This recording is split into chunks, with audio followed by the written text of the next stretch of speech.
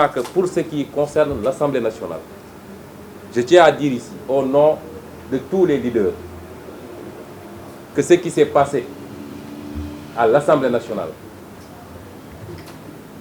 nous les leaders de la coalition Yewwi Askan Wi, nous sommes à 200% en phase avec nos députés.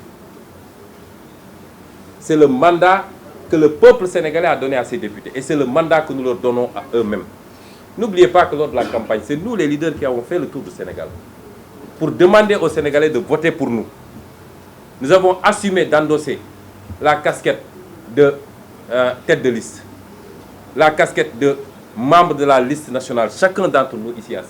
Nous sommes aussi comptables que nos députés de tout ce qui se fera durant ce mandat. Et nous allons les accompagner pas à pas. Nous allons travailler avec eux tous les jours pour qu'ils soient les meilleurs députés possibles. Et que pour l'Assemblée nationale reflète vraiment l'image d'une Assemblée nationale. C'est le mandat que le peuple sénégalais a donné à ses députés.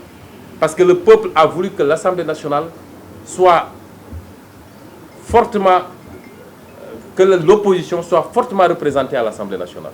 C'est le peuple qui l'a voulu. C'est la volonté populaire. Et en démocratie, il n'y a que la volonté populaire qui vaille. Il n'y a rien d'autre. Et ce peuple-là qui a envoyé autant de députés de l'opposition à l'Assemblée nationale, nonobstant le vol des suffrages par Macky Sall, parce que nous savons tous qu'il n'a pas 82 députés. À tout casser, il aurait eu 76 députés. Il le sait. Nonobstant le vol. Et à tout bien considérer, ce qui s'est passé atteste d'une dégringolade historique. Il a été élu à 60 comment 65% des voix il y a 10 ans. Aujourd'hui, il est à 46%. 20 points entre-temps.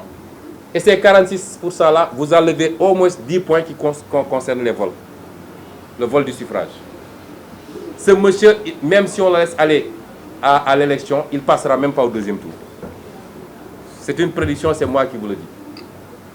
Mais nonobstant tout ça, le peuple a voulu qu'il y ait 82 députés de l'opposition, 2 non inscrits, plus un troisième maintenant, ce qui veut dire que l'opposition est désormais majoritaire à l'Assemblée nationale.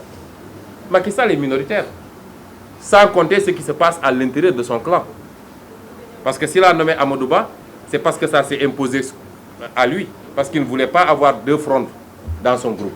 Et tout le monde sait qu'Amadou Ba tient un certain nombre de députés, qu'il arrose bien, et on parle au minimum d'une quinzaine. Il faut une enveloppe d'une certaine couleur pour chacun des candidats. Benno Bokk Yakaar dit qu'il n'en sera absolument rien et qu'il n'y aura qu'un seul bulletin. Et ensuite, ils vont mettre ce qu'ils veulent là-dedans. Et vous voulez que les députés de l'opposition croisent les bras et regardent faire. Tous les gens qui donnent des leçons là, qu'est-ce qu'ils auraient fait à la place? Si demain, Benno Bokk Yakaar amène une loi extrêmement gravissime contre le peuple sénégalais, qu'est-ce que les députés vont faire? Et si pour faire passer cette loi-là, ils escamotent la procédure, parce qu'ils savent qu'ils sont plus majoritaires à l'Assemblée nationale, vous croyez que les députés vont se croiser les bras pour les regarder faire? Il faut arrêter. Moi, je suis totalement satisfait de nos députés. Et le fait qu'ils se soient battus ce premier jour-là a permis de ramener Benno Bokk Yakaar à la raison. Parce que pour tout ce qui a suivi, et jusqu'au mois où je vous parle, Benno Bokk Yakaar a été obligé de venir à la table de négociation. Je vous donne quelques exemples pour les commissions. Parce que ce que les Sénégalais doivent savoir, on a le même nombre dans le bureau, totalement le même nombre, et je crois même qu'on risque d'avoir plus, puisqu'on a 2 groupes parlementaires. On a le même nombre au niveau de la conférence des présidents, et on a le même nombre au niveau des commissions. C'est ça l'Assemblée nationale aujourd'hui. Les forces sont totalement égales.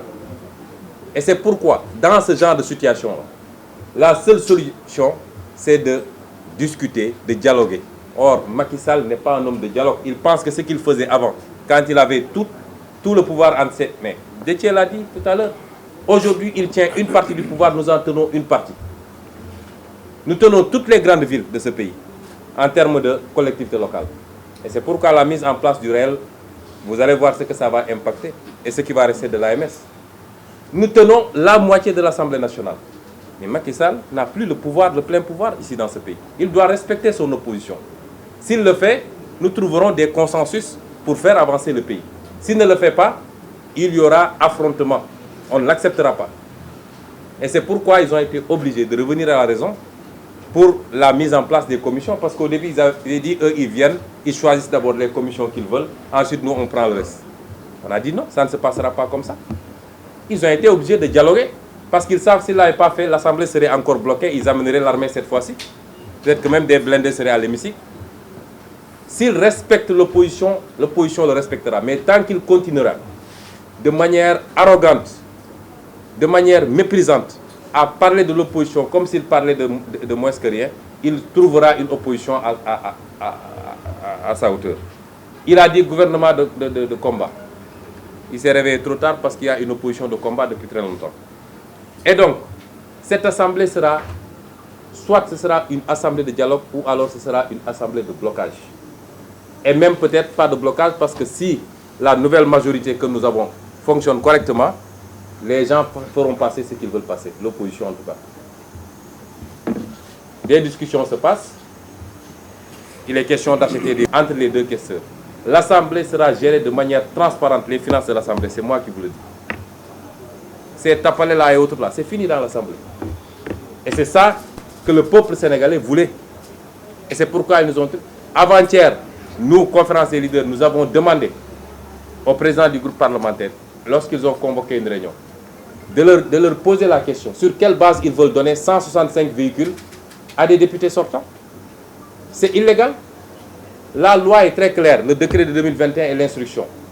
Aucun véhicule ne peut être donné si ça ne passe pas d'abord par la procédure de la réforme administrative. Et une fois que c'est réformé, on peut la vendre par adjudication. Et exceptionnellement, on peut le vendre par entente directe. Et en ce moment, celui qui avait le véhicule est prioritaire. C'est ça que la loi dit. Mais depuis des années, l'Assemblée nationale, à chaque fin de législature, on dit « mais nañu auto yi ». Même le président de la République n'a pas le droit de donner des véhicules. Et pourtant, chaque jour, on dit « Macky a donné un véhicule 4x4 à tel, etc. » C'est des violations constantes. Et c'est des milliards. Les véhicules de l'Assemblée nationale ont coûté 161 milliards 500, du moins. Compte non tenu des seconds véhicules des membres du bureau, du président, etc. 1 milliard 500, 5 ans, les véhicules sont encore intacts. Vous dites, on offre ça à des députés. Et des députés qui ont fait 2 mandats, 3 mandats consécutifs se retrouvent avec un parc automobile.